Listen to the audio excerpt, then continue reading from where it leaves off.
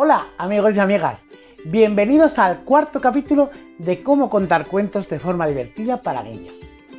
Ya sé que he tardado un año, sí, lo sé, lo reconozco, pero es que entre esto de la pandemia y las cosas que hacer y el trabajo de todos los días, pues es un poco complicado. Así que aprovecho las vacaciones para intentar grabar lo máximo posible. Como os comenté en el vídeo anterior, a partir de ahora voy a tener la ayuda de mi hermano Carmelo Caramelo. Sí, que está un poquito loco, pero sí que nos va a servir cosas que tengo grabadas de él para poder hablar de ciertos tips y de ciertos consejos que os puedo ir dando poquito a poco. Así que no lo voy a hacer más largo y vamos a empezar. Comenzamos con algo esencial, que es escribir el cuento a tu manera.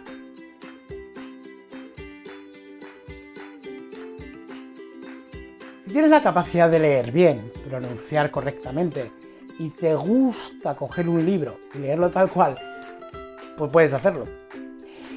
Es una forma de contar historias o promocionar un libro, para mí. Pero a la hora de narrar, sin el apoyo de un libro físico, tienes que elaborarte un guión. Es esencial, al menos yo así lo considero, que por mucho que te guste cómo está escrita una historia, la reescribas con tus palabras, con tu talento, con tu forma de hacer, dándole el ritmo y teniendo en cuenta lo que vas a decir según tu criterio. Evidentemente, aprenderse un guión que tú no has escrito no es nada fácil, pero os aseguro que cuando escribes varias veces y revisas y vuelves a ver lo que vas a contar, tienes mucha más ventaja, porque lo haces con tus registros, con tus recursos. Más adelante hablaremos de conocer tus registros y conocer tus recursos. Bueno, además cuando escribes una historia, teniendo en cuenta cómo la quieres contar, siempre se enriquece. La haces tuya, la comprendes mucho mejor. Por ejemplo, si yo os digo ahora, cuenta el cuento de Caperucita Roja. Ahora, en este momento, pues vas y lo cuentas según te acuerdas en ese momento y pues eras una vez una niña, que tal y que cual. Ahora, no es lo mismo que yo te digo, vamos a contar el cuento de Caperucita Roja, escríbelo. Y una vez que lo hayas escrito, vamos a leerlo. El cuento va a cambiar. Es diferente, ¿por qué? Porque lo has pensado más, lo has meditado, has cambiado palabras, has cambiado formas de decir una cosa o decir otra. En qué momento pones más tensión o pones menos, ¿vale? Espero que se me entienda lo que os quiero explicar. Ahora vamos a ver una de las historias de mi hermano Carmelo. Es un cuento que se titula Atrapando sueños. Está basado en un cortito de dibujos animados, ¿vale? Entonces yo lo cogí, lo reescribí, lo preparé y bueno, lo que vamos a hacer es, si lo queréis ver entero, os dejo el link por aquí para que lo veáis entero. Pero lo que vamos a hacer es, vamos a ir parándolo, vamos a ir poniendo trocitos, vamos a ir parándolo para comentaros los consejos o los tips o así veis el ejemplo de lo que os quiero hablar, ¿vale? Veremos un trocito. Sobreimpresionaremos algunos conceptos y cosas que quiero ir explicando después del cuento y bueno, pues eso, así que lo mejor es empezar, es que si no, esto hablar por hablar, lo mejor es empezar, así que ahí os dejo con mi hermano Carmelo. Anda, agarraos, porque es fino filipino. Esta es una historia que sucede todas las noches a miles de niños en todo el mundo. Existen unos seres mágicos conocidos como los atrapasueños. ¿Alguna vez has tenido un sueño y al otro día te levantas y solo te acuerdas de pequeños fragmentos? Pues ese es el trabajo de los atrapasueños. Ellos guardan en unas botellas los sueños más bonitos de los niños. Y así se quedan protegidos y guardados para siempre, para cuando los necesitemos. Pero seguro que otras veces has tenido alguna pesadilla. Sueños de esos que no te gustan, que te dan susto, que pues de eso se encarga Magnus. Es un malvado mago enfadado con todo el mundo, que disfruta destrozando los sueños. Si alguna vez has soñado que ibas feliz con tu monopatín paseando y te caes y te despiertas asustada, o tienes un globo súper chulo y se explota, ¡pum! Ese ha sido el pesado cabezón de Magnus. No soporta que los niños tengamos sueños bonitos. Menos mal que los atrapasueños lo tienen controlado. Bien, pues como veis os he puesto la introducción. Comenzamos por la introducción. Los niños tienen que saber que es el momento del cuento, que tienen que prepararse para escuchar y para atender. Y eso se tiene que hacer de manera progresiva. No podemos pretender que desde el minuto 1 los niños se enganchen y te hagan caso, ¿no? Antes de empezar con lo que es el planteamiento de la historia, hay que acercarlos a esa posición de escucha y despertar sobre todo su interés, porque si no, estás perdido. ¿Y cómo lo podemos hacer? Bueno, pues una técnica que funciona, también os lo he sobreimpresionado, es utilizar preguntas que implican. Es decir, ¿qué quiere decir eso? Usar ejemplos de cosas reales, de cosas que a ellos les haya podido pasar, les haya podido ocurrir, algo que les cree curiosidad, ¿eh? Y para eso puedes utilizar preguntas como, por ejemplo, ¿no os ha pasado nunca que...? O yo qué sé, o empezar diciendo, me ha pasado a mí una cosa hoy súper rara. O decir, ¿sabes lo que es? O la frase más sencilla, es decir, seguro que alguna vez os ha pasado que... Todo depende un poco del grupo de edad al que te dirijas. Y claro, no es lo mismo niños pequeños que niños un poquito más mayores. En este caso, por ejemplo, del cuento que estamos viendo, es un cuento que está dirigido al público familiar. Y los chavales de 6 u 8 años pues lo entienden y atienden bien al cuento, pero está pensado para que los más pequeños lo vean en familia. Este cuento pertenece a una serie de cuentos que hice para la biblioteca de Ibiza, la biblioteca de Seis Figueretes, y que además se van después con una manualidad que se hacía en familia, ¿no? Ese era el objetivo. Entonces, tienes que tener en cuenta a la hora de escribir o reescribir, como quieras llamarlo, el cuento,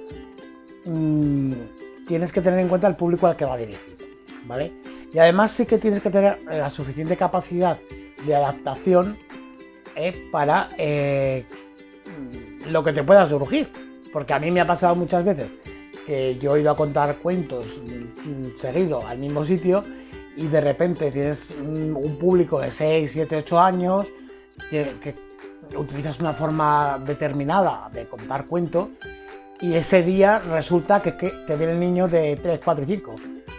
Y aunque vayas a contar el mismo cuento, tienes que tener esa capacidad de adaptar el cuento para que lo entiendan y el lenguaje sea más accesible, o hay cosas que funcionan mejor con niños más pequeños que con niños más mayores.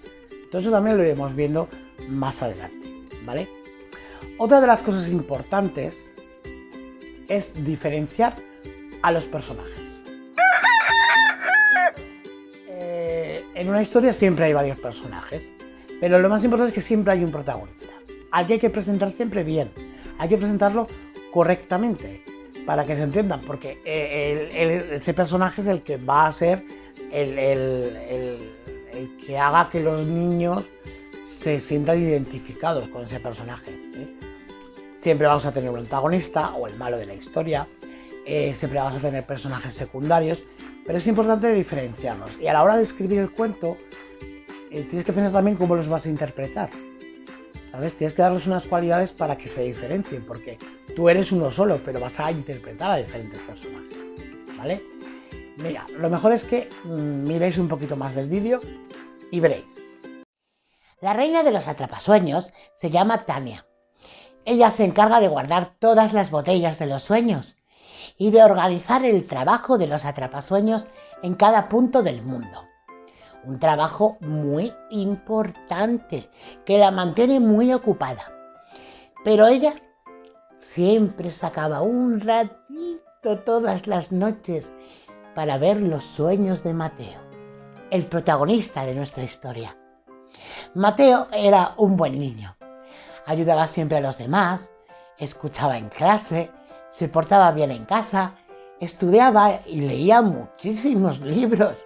Por eso Mateo tenía una gran imaginación. Así que os podéis imaginar los sueños tan bonitos que tenía Mateo. eran divertidos y tenía tantas aventuras en sus sueños que la reina Tania procuraba no perderse ni uno solo y los guardaba en sus botellas más bonitas. Bueno, como veréis en el cuento hemos diferenciado a los personajes de la historia, ¿no? La reina dulce, tranquila, calmada, que su voz es más suave, su actitud es más relajada. El malo de la historia, que es más... le hemos dado una voz más desagradable. Y una postura del cuerpo incluso más amenazadora, incluso así acariciándose las manos. Y luego hemos presentado a Mateo, que es el personaje principal, que hemos hecho pues alabar sus cualidades y dejar claro que él es el protagonista. Ahora yo pregunto, ¿Mateo es muy diferente a cualquier niño que pueda estar escuchando el cuento? Pues no, porque es un niño normal, que duerme, que sueña, y quizá le diferencia un poco que sus sueños son especiales, que tiene mucha imaginación, que sus sueños son grandes aventuras, ¿vale? Pero ¿qué pasa ahora con él? Hemos hecho una ruptura. Dejamos a los niños con la intriga, ya conocen al personaje, los dejamos con la intriga porque vamos a empezar con el planteamiento del cuento. Eso es lo más importante. Vamos a empezar con el planteamiento del cuento. Y así mantenemos la atención sobre Mateo y su implicación en la historia, ¿vale? Vamos a ver un trocito más de vídeo. Así pasaron los años y la vida de los atrapasueños, mientras Magnus no dejaba de idear planes para estropear los sueños de los niños. Una noche, la reina Tania estaba ordenando las botellas de los sueños por colores y comenzó a recibir avisos de los atrapasueños de que algo raro estaba pasando. Magnus había conseguido en una sola noche crear un montón de pesadillas a muchos niños y eso era muy extraño. Una o dos era algo normal, pero miles de pesadillas. Tania convocó a sus atrapasueños en su casa, detrás de la gran cascada del arco iris, un sitio mágico y precioso donde los atrapasueños llevaban las botellas de los sueños más bonitos y Tania los guardaba, y donde de vez en cuando también hacían algún baile. Estaban todos despistados, no sabían qué es lo que estaba pasando, hasta que llegó Palas, el más anciano de todos los atrapasueños conocidos del mundo mundial. Él ya estaba viejito, por eso era un poco más lento y llegaba siempre tarde, pero era el más sabio de todos. ¡Ay, ay, ay, ay!, dijo Palas. ¡El malvado Magnus lo ha conseguido! ¿Qué ha conseguido?, preguntó Tania. ¡El báculo de poder! Un bastón con un poder muy malo que hace que pueda crear muchas pesadillas y a la vez destrozar más rápido los sueños de los niños. Todos se quedaron asombrados y asustados. ¿Qué vamos a hacer? Esto es un desastre. Y justo en ese momento, una gran niebla negra lo inundó todo y nadie veía nada. Todos los atrapasueños se asustaron. ¿Qué pasa? ¿Dónde estáis que no os veo? ¡Ay, que me ha pisado el pie! Esto es cosa de Magnus. ¡Socorro!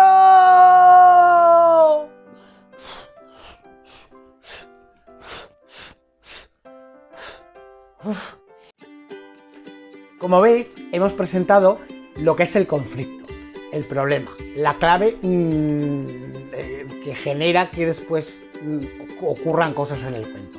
¿Y cómo lo hemos hecho? Pues hemos intentado ir de menos a más.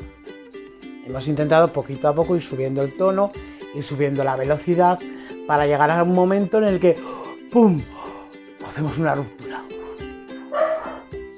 Y con esa ruptura además hacemos una pausa que es necesaria para que los espectadores asimilen lo que acaba de ocurrir. O sea, lo que para nosotros técnicamente es el planteamiento, el problema, el conflicto de la historia, ¿no? y hemos aprovechado este momento de la niebla para hacer esa pausa y que puedan pensar, anda, lo que ha pasado, les han robado las botellas, una niebla, el malo, tal. Las pausas son esenciales. Dedicaremos un capítulo específico para hablar de lo que son las pausas. Pero así por encima os digo que tanto a la hora de leer como a la hora de narrar, las pausas son esenciales. Bueno, y con esto y un bizcocho, hasta el próximo vídeo, ¿vale? Porque si no se me va a hacer el vídeo muy largo. Hablaremos en el próximo de ritmo, de la cadencia, de la construcción de los personajes que queremos mostrar, de la utilización de elementos físicos que nos puedan servir a la hora de contar el cuento, de cómo acabar bien el cuento. Hablaremos de algo muy importante que es la regla del 3, que es un truco muy interesante, y de muchas cosas más. Pero como os digo, eso ya será para el próximo vídeo. Ahora os animo a que te suscribas, suscribíos, dale a la campanita y esas cosas para que estéis al tanto. Prometo no tardar un año, de verdad. Y como os digo siempre, mientras tanto, no dejéis de leer. Porque en los libros está la magia.